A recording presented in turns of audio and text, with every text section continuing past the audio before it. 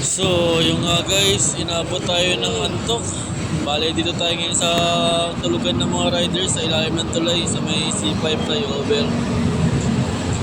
Alas 3 na rin kasi na madaling araw guys. Mahirap bumiyahe pag inaantok. Kaya medyo i-grip na tayo mga isang oras, 2 oras lang. Para safe tayo sa biyahe natin.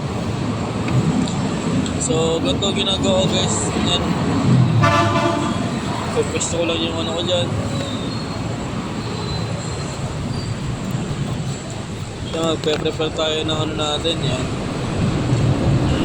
Bale yung nagsisilbing unan ko dyan guys is yung kapote guys. Tapos yan, tinatanggal ko yan para hindi masakit sa likod. Yan. Okay. Tapos yan, lock natin sa may box para safe.